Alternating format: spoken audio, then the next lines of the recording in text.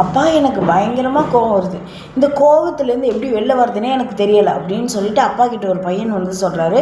அப்பா சொல்கிறாரு, தம்பி உனக்கு எப்போல்லாம் கோவம் வருதோ அப்போல்லாம் சுவத்தில் வந்து நீ ஆணி அடிக்க ஆரம்பிச்சிட்டே இரு, எப்போல்லாம் கோவத்தை கண்ட்ரோல் பண்ணுறியோ அப்போது ஆணியை ஒன்று ஒன்றா எடுக்க ஆரம்பிச்சிரு அப்படின்னு சொல்கிறாரு. மகன் என்ன பண்ணுறாரு, தான் கோவப்படுறப்பெல்லாம் ஒவ்வொரு ஆணியை அடிக்க ஆரம்பிச்சிடாரு.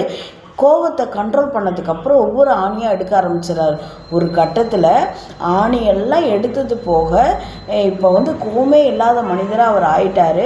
அப்பா அப்பா அப்பா சொல்கிறாங்க, தம்பி நீ கோவத்துலேருந்து வெளில வந்துட்ட, ஆனால் சுவர் எப்படி இருக்குன்னு மட்டும் பாரு. தீயினால் சுட்டப்புண் உள்ளாரும் மாறாதே, நாவினால் சுட்டவடு. உன்னோட கோவத்தினால நீ உதிர்க்கிற வார்த்தைகள் வந்து அடுத்தவங்க மனசை எந்த அளவுக்கு காயப்படுத்தியிருக்கோம் அப்படிங்கிறதுக்கு இது ஆகச்சிறந்த எடுத்துக்காட்டு தம்பி அப்படிங்கிறாரு. மகனும் புரிஞ்சுக்கிறாரு. தேங்க்யூ.